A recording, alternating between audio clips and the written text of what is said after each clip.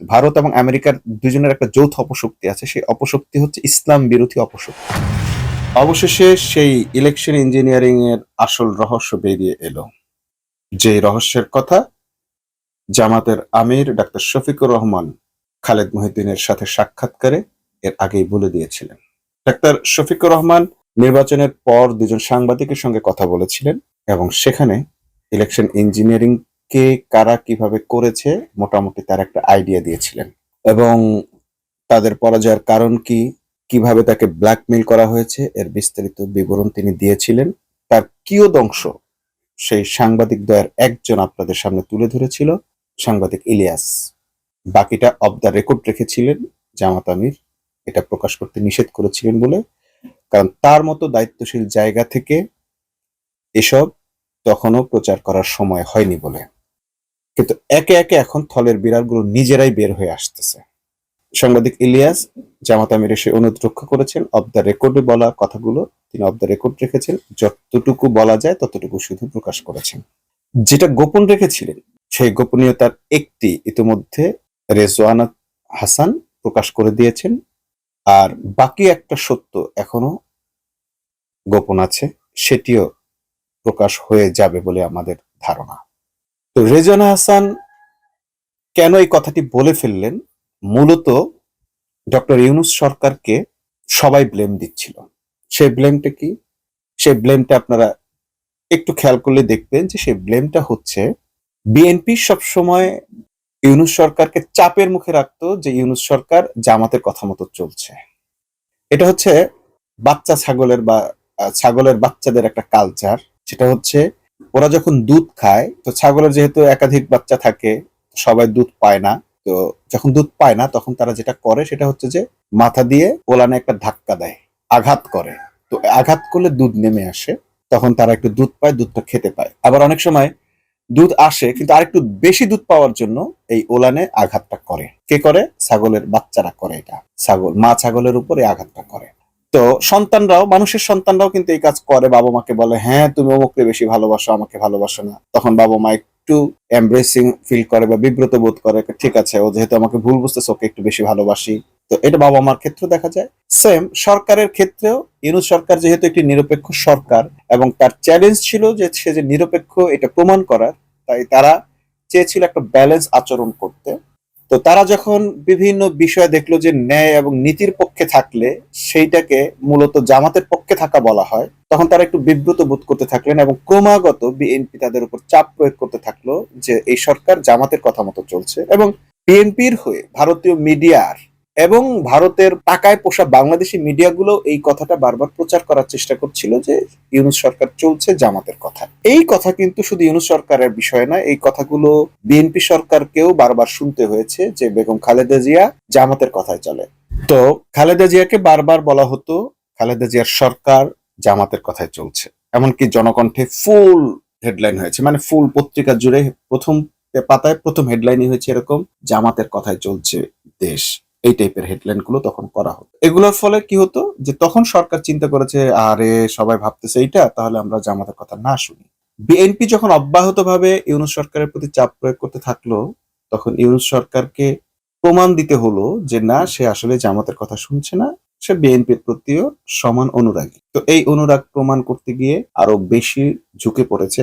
আমরা দেখলাম যে ইউনূস সরকার লন্ডনে গেল, তারেক রহমানের সঙ্গে মিটিং করলো, সেই মিটিং এ কি সেটিং হলো সেটা আমরা নির্বাচনের সময় দেখলাম।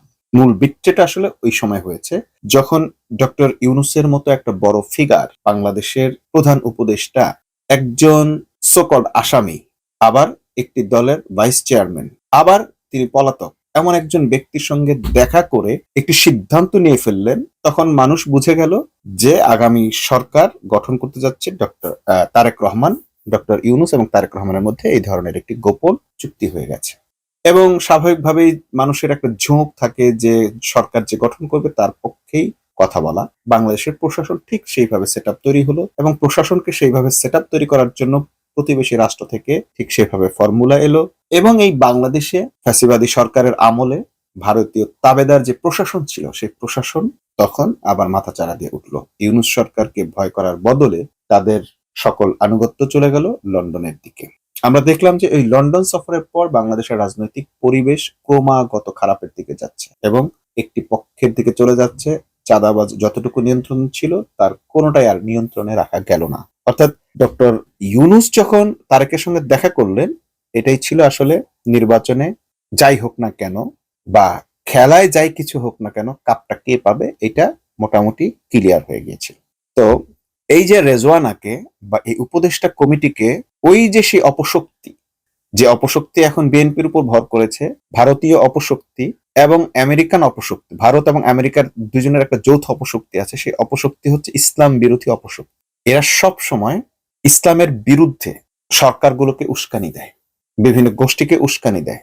যেমন কোন ডিসি যদি ভালো কাজ করে, কোন পুলিশ অফিসার যদি ভালো কাজ করে, তাকে জামাত ট্যাগ দেওয়া হয়, অর্থাৎ সে যেন আর ওই ভালো কাজটা না করে। সে তো জামাত করে না, সে কি করবে?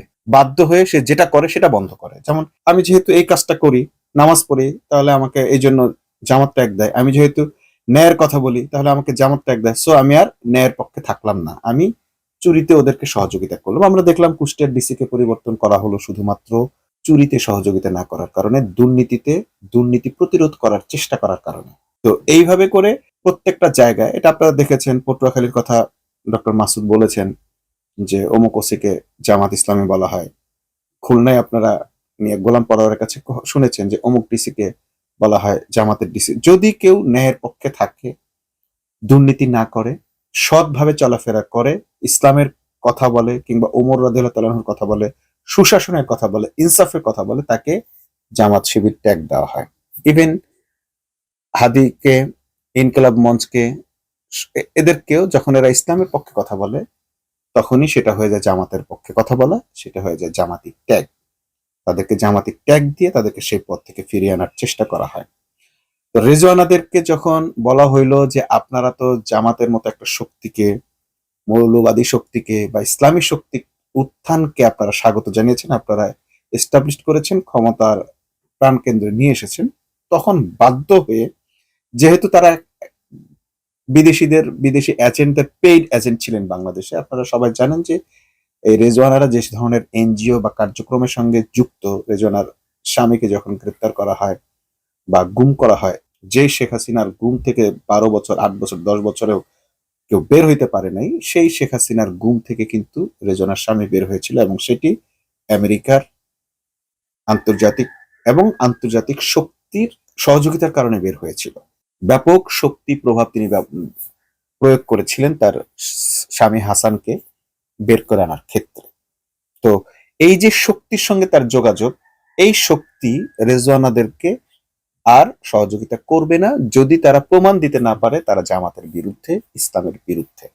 কিন্তু সমস্যাটা হচ্ছে যে এই প্রশাসন যদি আবার চালাতে হয়, তাহলে আবার জামাতের সহযোগিতার প্রয়োজন হয়, কারণ জামাত তাদেরকে কোনো ধরনের প্যারা না দিয়ে, পেইন না দিয়ে, কোনো সমস্যার সৃষ্টি না করে অব্যাহতভাবে সমর্থন জুগিয়ে গেছে, যেন তারা দেশের জন্য, দেশের মানুষের জন্য ভালো কিছু করে যেতে পারে, সংস্কারটা করতে পারে। অর্থাৎ এই সরকারকে অব্যাহতভাবে সমর্থন দিয়ে তাদের ভালো কাজে সহযোগিতার জন্য জামাত তাদেরকে ব্ল্যাঙ্ক চেক দিয়ে রেখেছে, ঠিক যেমন ব্ল্যাঙ্ক চেক তারেক রহমানকে দিয়েছে।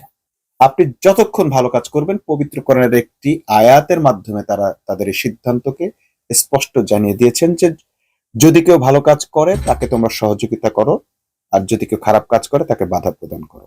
ঠিক এই নীতিমালা থেকে, পবিত্র কোরআনের এই নীতিমালা অনুসরণ করে জামাত বিরোধী দলে গিয়ে সরকারকে সর্বাত্মক সহযোগিতার আশ্বাস দিয়েছেন। ইভেন আমরা দেখলাম সরকার সেই সহযোগিতা নেয়ার জন্য 2 হাত বাড়িয়েছে। তারা প্রধানমন্ত্রী তারেক রহমান, এটা বাংলাদেশের ইতিহাসের একটা মানে অবিস্মরণীয় ঘটনা যে প্রধানমন্ত্রী প্রধান বিরোধী দলের দাওয়াতে ইফতার মাহফিলে অংশ নিয়েছেন। কিন্তু এই অংশ নেওয়ার পরে কোনো এক বাড়িতে আবার আগুন চলেছে। আপনারা নিশ্চয়ই বুঝতে পারছেন, প্রতিবেশী রাষ্ট্রে আগুন চলে যায় যদি বাংলাদেশে ইসলামপন্থীদের সঙ্গে কেউ ওঠা বসা করে। ইভেন কোনো দূতাবাস থেকে যদি দেখা সাক্ষাৎ করে, চীনের কোনো রাষ্ট্রদূত কিংবা প্রতিনিধি যদি এই ইসলামপন্থী দলের সঙ্গে বসে, প্রতিবেশী ঘরে আগুন জ্বলতে থাকে। ঠিক এই আগুন কিন্তু শেখ হাসিনাও যদি চীন সফরে গেছে, তাদের আগুন জ্বলছে। এই ভারতের আগ্রাসী নীতির সবচেয়ে বড় নোংরা দিক হচ্ছে এটা, বাংলাদেশকে বন্ধুহীন করে ফেলতে চায়। বাংলাদেশে যারা সরকারে আসে তাদেরকে একচ্ছত্রভাবে নিজেদের মুখী করে নিজেদের স্বার্থে ব্যবহার করতে চায়, অন্য সকল দেশের সঙ্গে তাদের বন্ধুত্ব ক্লোজ করে দেয়। তো এখানে রেজওয়ানা যখন তাদের একটা সাংবাদিক এসে যখন তাকে উপর্যুপরি প্রশ্ন করলেন যে আপনারা তো এদেরকে সহযোগিতা করেছেন, এই এদেরকে বলতে জামাতের নাম নেননি, এটা নিতে পারেও না, একটা সংবাদপত্রের যে ইথিক্স আছে ইথিক্স অনুযায়ী তারা এটা নিতে পারে না, এবং তারা নাম না নিয়েই মিন করেছেন যে হ্যাঁ এই জামাতি শক্তিকে, ইসলামী শক্তিকে আপনারা ক্ষমতার কাছাকাছি পৌঁছে দিয়েছেন, ক্ষমতায় এনেছেন বা তাদের কথা মতো চলেছেন। তখন তিনি এটাকে অপবাদ মনে করে তিনি প্রমাণ দেওয়ার চেষ্টা করেছেন যে না, তারা এটা করেননি। তারা যেটা করেছেন বরং এই এদেরকে মেইন স্ট্রিমে আসা থেকে আটকেছেন। তিনি কল্পনাও করেননি যে এইটার রিয়েকশন আবার অন্যদিকে যেতে পারে।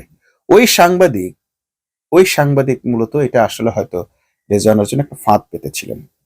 পুরোটা প্রচার না করে ক্লিপ করে শুধু ওই অংশটুকু প্রচার করেছে, এবং ওই প্রচারের ফলে ঠিক যে কথাটা খালেদ মহিউদ্দিনের সাথে সাক্ষাৎকারে ডাক্তার শফিকুর রহমান বলেছিলেন যে কোনো না কোনো ভাবে এরশাদ যেমন নিজের মুখে সব স্বীকার করে ফেলেছে পরিস্থিতির কারণে, সত্য আসলে এমন জিনিস যেটা প্রকাশ হবেই। রেজওয়ানার মুখ দিয়ে সেটা প্রকাশ হয়ে পড়লো। এখন অনেকে বলতে পারেন জামাতের নাম যেহেতু বলেনি তাহলে এটা জামাত না, তাহলে বিরোধী দলে কে আছে? বিরোধী দলে জামাত আছে, ধরে নিলাম খেলাফত মজলিস আছে, আরো অনেকে আছে, এনসিপি আছে, যারা আছে।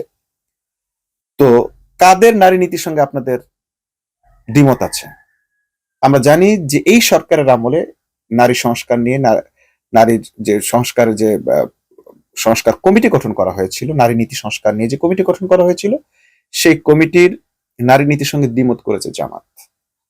সে স্পষ্ট দ্বিমত করেছে জামাত। কোনটার সঙ্গে? সেই অধিকারটা ছিল পিতার অধিকারে ইসলাম দিয়েছে পুরুষের জন্য, নারীর যা দিয়েছে পুরুষের জন্য, ছেলের মানে মেয়েকে যা দিয়েছে ছেলেকে দিয়েছে তার ডাবল, অর্থাৎ পুরুষের অর্ধেক নারীর। তো ইসলামের এই চিরাচরিত সিস্টেমটাকে ভেঙে নারী নীতি কমিশন, সংস্কার কমিশন প্রস্তাব করেছিল সমান করে দেয়ার, যেটা অন্যান্য মুসলিম দেশও আছে, যেমন মালয়েশিয়াতে আছে। তো এটা মালয়েশিয়াতে আছে দুই ধরনের, যারা যেটা বেছে নেয়, মানে যদি তারা এইটা চায় যে সমান সমান, তাহলে তাদের জন্য এক ধরনের নিয়ম, যদি কেউ শরিয়া মোতাবেক চায় তাহলে তাদের জন্য শরিয়া মোতাবেক বন্টন হবে। বাংলাদেশেও হয়তো একটা সময় এরকম নিয়ম হবে, পৈতৃক অধিকার নিয়ে যেহেতু একটা ঝামেলা আছে চলছে, এবং ধীরে ধীরে এটার একটা প্র্যাগম্যাটিক্স বা উপযোগিতাও তৈরি হবে। কেন তৈরি হবে? মনে করেন মালয়েশিয়ায় নারী পুরুষ উভয় উপার্জন করে, আমেরিকায় নারী পুরুষ উভয় উপার্জন করে, লন্ডনে নারী পুরুষ উভয় উপার্জন করে, এবং উভয়ের মোটামুটি স্যালারি রেঞ্জ বলি বা উপার্জন রেঞ্জ প্রায় সেম থাকে। তারা পৈতৃক অধিকার নিয়ে তাদের আলাদা কোনো ব্যবস্থা নেই, তাদের কথা হচ্ছে যে সকল সম্পদ অর্ধেক অর্ধেক, পুরুষেরা যা নারীরও তা। এখানে সুবিধা অসুবিধাটা কি? সুবিধা অসুবিধাটা হচ্ছে নারী যা উপার্জন করে তারও অর্ধেক পুরুষ পায়, আবার পুরুষ যা উপার্জন করে তারও অর্ধেক নারী পায়। কিন্তু বাংলাদেশের প্রেক্ষাপটে হয় কি, প্রধানত এখানে উপার্জনটা করে পুরুষ। তো এই আইন যদি বাংলাদেশে করা হয় তাহলে দেখা যায় যে পুরুষেরটার ভাগ হচ্ছে কিন্তু নারীটার ভাগ হচ্ছে না। তো যখন বাংলাদেশে নারী ও পুরুষ উভয়ই উপার্জন করবে এবং উভয়েরই সম্পদের প্রাচুর্য থাকবে বা প্রচুর সম্পদ থাকবে, তখন হয়তো বাংলাদেশেও স্বামী স্ত্রীর মধ্যে তাদের উপার্জনের ভাগটা অর্ধার্ধি হতেও পারে, করা লাগতে পারে। কিন্তু এখনো যেহেতু সেই পরিবেশটা তৈরি হয়নি, এখনো এটা নিয়ে আসলে তেমন কিছু নেই। এর চেয়ে বড় কথা হচ্ছে যেহেতু কোরআন একটা ফারায়েজ বর্ণনা বন্টন করে দিয়েছে এবং এখানকার অধিকাংশ মানুষ মুসলিম, তাই তারা এখন এটা মানতে রাজি নয়। এবং যেহেতু মুসলমান অধ্যুষিত বাংলাদেশের মানুষ মানতে রাজি নয়, তাই পাবলিক পারসেপশন বা পাবলিক পালস হিসেবে জামাত এই অর্ধেক নীতিটার বিরোধিতা করেছে। এবং জামাতের কথা ছিল যে ইসলাম যতটুকু অধিকার দিয়েছে সেটা আসলে সমান অধিকারের চেয়েও বেশি নারীর জন্য, এবং নারীর জন্য যখন তারা এই সমান অধিকারের চেয়ে বেশি অগ্রাধিকারের কথা বলেছে, এই নারীবাদীরা কিন্তু সেটারও বিরোধিতা করেছে। মূলত নারীবাদীরা নারীদের অধিকার নিয়ে সোচ্চার নয়, মোটেও সোচ্চার নয়, বরং তারা ইসলামের বিরোধিতা করার জন্য নারী নীতিকে ব্যবহার করে। আমরা দেখলাম তারা নারী নীতির কথা বলে পতিতাদেরকে যৌনকর্মী হিসেবে স্বীকৃতি দিতে চেয়েছে। প্রসঙ্গ হচ্ছে কোন পুরুষ এই স্বীকৃতি পেয়েছে কিনা। মেল প্রস্টিটিউট কিন্তু বাংলাদেশে আছে, মেল প্রস্টিটিউটরা কি এই স্বীকৃতি পেয়েছে যে তারা যৌনকর্মী? পায়নি। তাহলে নারীর জন্য এই এই স্বীকৃতিটা কেন প্রয়োজন ছিল? দুই কারণে প্রয়োজন ছিল। এক নাম্বার, তাদের যুক্তি হচ্ছে যে এই যৌনকর্মীরা তাদের অধিকার থেকে বঞ্চিত হচ্ছে। হ্যাঁ, সত্যি বঞ্চিত হচ্ছে। তাদেরকে বৈধতা না দেওয়ার কারণে তারা পুলিশকে ট্যাক্স দেয়, বিভিন্ন দালালদেরকে তাদের শ্রমের অংশ ভাগ দিতে হয়, তাদেরকে ম্যানেজ করে চলতে হয়। আরেকটা জিনিস সেটা হচ্ছে যে এই অধিকারটা দেওয়ার মাধ্যমে মূল টার্গেটটা ছিল নারীদেরকে, শ্রমজীবী নারীদেরকে প্রস্টিটিউটদের কাতারে নিয়ে যাওয়া। নারীদের এটি একটা গোপন অভিসন্ধি ছিল। অর্থাৎ নারী তার শরীরকে উপার্জনের জন্য ব্যবহার করতে পারে, তার যৌনাঙ্গকে উপার্জনের জন্য ব্যবহার করতে পারবে। এটা যদি দিত তাহলে যেটা হতো, নারীরা চরমভাবে, বাংলাদেশের সম্ভ্রান্ত পরিবারের নারীরা, সে হিন্দু হোক মুসলিম হোক, তারা চরমভাবে অপমানিত হতো। এটা করেছেই শুধু এই কারণে, এই দাবিটা এই জন্য করেছে যেন বাংলাদেশের মানুষ, বিশেষ করে যাদের ধর্মীয় জ্ঞান সম্পন্ন, তারা যেন কোনোভাবে এটা না মানে, এটার বিরোধিতা করে এবং তাদেরকে নারী বিরোধী বলে প্রচার করে তাদের ভোট ব্যাংকটা, নারীদের ভোটটা থেকে তাদেরকে বঞ্চিত করা যায়। এই শুধু এই টেকনিকটা ব্যবহার করার কারণে এই সংস্কার কমিশনটা নির্বাচনের আগে আগে প্রচার করা হয়েছে। জামাত কিছুটা সেই ফাঁদে পাও দিয়েছে, কারণ না দিলেও তাদের কোনো অবস্থা, না দিয়ে উপায়ও ছিল না।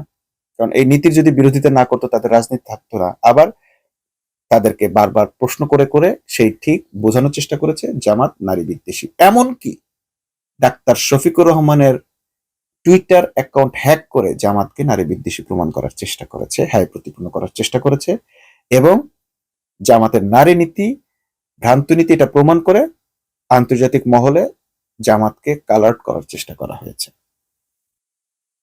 তো এই যে রেজওয়ানা এবং রেজওয়ানাদের যে গোষ্ঠী আছে, এনজিও গোষ্ঠী প্লাস নারীবাদী যে গোষ্ঠী আছে, এই গোষ্ঠী মূলত ইসলামকে টার্গেট করে তাদের বিরোধগার করার জন্য, তাদের বিরুদ্ধাচরণ করার জন্য সবসময় নারী নীতিকে প্রয়োগ করে এবং বলার চেষ্টা করে যে ইসলামের নারী নীতি বৈষম্যমূলক। কিন্তু ইসলামের নারী নীতি বৈষম্য তো দূরে থাক, পুরুষের চেয়েও নারীকে অগ্রাধিকার দিয়ে দিয়েছে। সেই জায়গাটা তারা কখনো স্পষ্ট করতে রাজি নয়, শুনতে রাজি নয়, মানতে রাজি নয়। আমরা দেখেছি বিভিন্ন টকশোতে নারীবাদীরা জামাত ইসলামের আলোচকদেরকে ডেকে এনে রীতিমতো বলাৎকার করেছে। কোন নারীর পক্ষে এটা সম্ভব নয়, কিন্তু এই নারীদের পক্ষে সেটাও সম্ভব হয়েছে। অর্থাৎ তারা এমন আচরণ করেছে যে ইসলামী বা জামাত ইসলামের কোন আলোচক তাদের কথা কখনোই শেষ করতে পারেনি। ইসলাম নারীদের জন্য কি কি সুযোগ সুবিধা রেখেছে, কোন কোন জায়গায় অগ্রাধিকার দিয়েছে, সেটা তারা বলতে পর্যন্ত দেয়নি। যখন অগ্রাধিকারের কথা বলেছে, এমন মহিলা পর্যন্ত পাওয়া গেছে, একজন নারী শিক্ষিকা আছে যে দাবি করেছে নারীকে কেন মা বোন বলা হবে, তাহলে নারীকে কি বলবে? নারীর প্রতি সম্মান জানিয়ে তাকে কি শুধু নারী বলা হবে, মহিলা বলা হবে? ওই মহিলা, ওই সেরি সেমরি, তাহলে তাকে কি বলা হবে? আপনারা খেয়াল করবেন, বাংলাদেশের কোন ডাক্তারের কাছে আপনি যদি যান সরকারি হাসপাতালের, তারা নারীকে মা বলে সম্বোধন করে এবং পুরুষকে বাবা বলে সম্বোধন করে। এটা কালচার বাংলাদেশের, সম্মান দিয়ে। বড়রাও ছোট বাচ্চা মেয়েদেরকে মামুনি বলে সম্বোধন করে, এটা আদরের ভাষা। সেই ভাষাটাও নারীবাদীদের প্রবল আপত্তি। এই নারীবাদীর মূল টার্গেট হচ্ছে, নারীবাদীর চিন্তাটাই আসছে হলো প্রস্টিটিউশন থেকে। অর্থাৎ তাদেরকে মা বোন মনে করা যাবে না, তাদেরকে স্রেফ প্রস্টিটিউট মনে করতে হবে। নারীবাদীদের ফুল থিঙ্কিংটাই হচ্ছে প্রস্টিটিউশনকে বেজ করে। যখনই নারীর অধিকারের কথা আসে, তখনই তারা প্রথম চিন্তা করে প্রস্টিটিউটদের অধিকার দিতে হবে। আমি আজ পর্যন্ত কোন নারী আন্দোলনকারী নারীবাদীকে বলতে শুনি নাই ইসলাম নারীদের যে অধিকারটুকু দিয়েছে সেই অধিকারটুকু নারী পাচ্ছে কিনা এটার উপর একটা গবেষণা হোক। শতকরা 90% নারী ইসলাম যে অধিকার নারীকে দিয়েছে সেই অর্ধেকটুকু পায় না। কিন্তু এইটা নিয়ে নারীবাদীদের কোনো কথা নেই, কোনো গবেষণা নেই। আমি চ্যালেঞ্জ করে বলতে পারি, কোন নারীবাদী বলতে পারবে না যে কত ভাগ নারী ইসলামের দেওয়া এই অধিকার থেকে বঞ্চিত হয়েছে। তো ইসলাম যেটা দিয়েছে, আপনারা নারীবাদীরা আন্দোলন করে সেই অধিকারটুকু আদায় করতে পারছেন না একটা রাষ্ট্রের কাছ থেকে। অহেতুক আপনারা সমান অধিকারের কথা বলে কেওয়াজ লাগাইতে যান কেন? আসেন না, আন্দোলন করে নারীরা যেন তার অর্ধেক অধিকারটা পায়, গবেষণা করে বের করেন না কত ভাগ পায় না। তাহলে তো আপনাদের এই নথিটাই তো আপনাদের জন্য একটা বড় ডকুমেন্টস হয়ে থাকে। কিন্তু সেটা তারা করবে না। তাদের মূল টার্গেট প্রস্টিটিউশনকে যৌনকর্মী হিসেবে স্বীকৃতি প্রদান করা। অথচ প্রস্টিটিউশন যারা অন্তর্ভুক্ত হয় তাদের 99.99% অনিচ্ছাকৃত যুক্ত হয়। তাদেরকে জোর করে নির্যাতনের মাধ্যমে, বিক্রি করার মাধ্যমে একটি বড় ধরনের মেকানিজম ব্যবহার করে এটা করা হয়। তো এই নারীবাদী নেত্রী রেজওয়ানা হাসান, তিনি জামাতকে মেইন স্ট্রিমে যেতে দেননি। শুধু তিনি নন, তাদের এই উপদেষ্টা, তিনি নিজেকে নন, তিনি তাদের সকলকে এইটাতে, এই কাজে অন্তর্ভুক্ত সামিল ধরে নিয়েই এই বক্তব্যটি দিয়েছেন যে জামাতকে তারা বা বিরোধী দলকে, আজকে যারা বিরোধীতে আছে তাদেরকে মেইন স্ট্রিম বা সরকার হতে দেননি। এই স্বীকারোক্তির পর জামাত ইতিমধ্যে সংবাদ সম্মেলন করেছে এবং প্রেস ব্রিফিং করে তারা জানিয়েছে যে এর ব্যাপারে তারা আইনগত ব্যবস্থা নেবেন। আজকে তারা রাজনৈতিক একটি কর্মসূচি দিয়েছেন, বিক্ষোভ করেছেন। সবচেয়ে বড় কথা হচ্ছে কি হবে না হবে সেটি নয়, এটি স্পষ্ট হয়ে গেল যে জামাত হারেনি, হেরেছে মূলত বাংলাদেশের মানুষ, হেরেছে এই মেকানিজমের কাছে। কোন দলের কাছে তারা হারেনি, ভোটেও হারেনি, তারা হেরেছে মেকানিজমের কাছে। ডক্টর ইউনূস বলেছিলেন ওই একটি ইতিহাস সৃষ্টিকারী একটি সুন্দর নির্বাচন তিনি উপহার দিবেন, এবং নির্বাচন তিনি সত্যি সুন্দর নির্বাচন উপহার দিয়েছেন, কিন্তু ফলাফল জালিয়াতের মাধ্যমে, মেকানিজমের মাধ্যমে তিনি, তার সরকার যেটা করেছেন, ঐতিহাসিক এক মেকানিজম উপহার দিয়েছেন, ইলেকশন ইঞ্জিনিয়ারিং উপহার দিয়েছেন।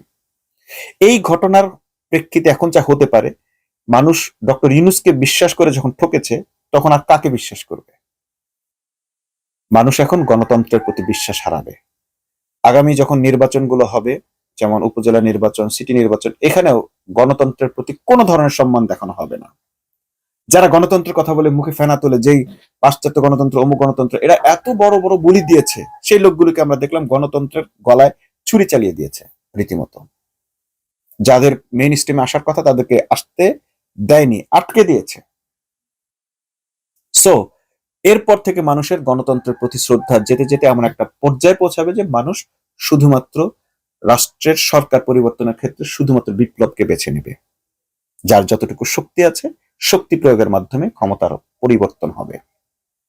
এবং সেখানে যদি হয়, তাহলে আপনারা ভেবে নেন, আজকে জামাত ইসলামী ক্ষমতায় না আসতে পারলেও সর্বাধিক ভোট, এই কারচুপির পরেও, তাদের গণনার এই মেকানিজম ব্যবহার করার পর, ইলেকশন ইঞ্জিনিয়ারিং করার পরও, এখনো পর্যন্ত বিরোধী দল হওয়ার পরও সরকারি দলের চেয়ে তাদের ভোটের সংখ্যা বেশি।